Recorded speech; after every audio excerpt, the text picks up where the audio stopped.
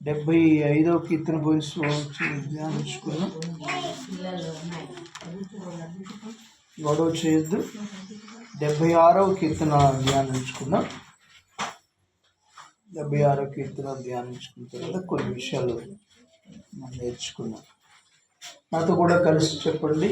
యూదాలో దేవుడు ప్రసిద్ధుడు, ఇశ్రాయేలులో ఆయన నామము గొప్పది.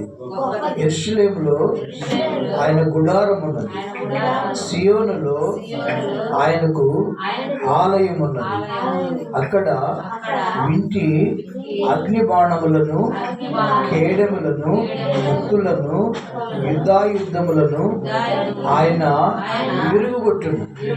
కేడమును, కత్తులను, యుద్ధాయుధములను ఆయన విరుగుగొట్టును.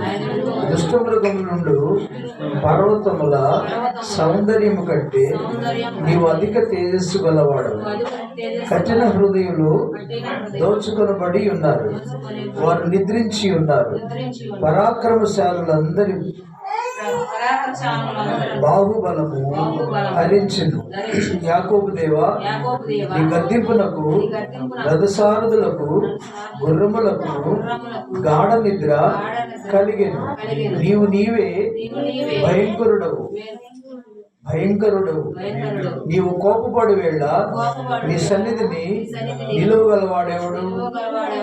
నీవు తీర్పు తీర్చు, ఆ తీర్పు ఆకాశముల నుండి వినపడు చేసేది. దేశములో శ్రమ నొందిన వారందరినీ రక్షించుటకై న్యాయపు తీర్పునకు దేవుడు లేచినప్పుడు భూమి భయపడి ఊరుకుండెను. నరుల ఆగ్రహము నిన్ను స్తుతించును, ఆగ్రహ శేషమును నీవు ధరించుకుందు. మీ దేవుడైన యెహోవాకు మొక్కుకొని మీ మొక్కుబడులను చెల్లించుడి. మీ దేవుడైన యెహోవాకు మొక్కుకొని మీ మొక్కుబడులను చెల్లించుడి. ఆయన చుట్టూ వారందరూ భయంకరుడు. ఆయనకు కానుకలు తెచ్చి అర్పించవలెను.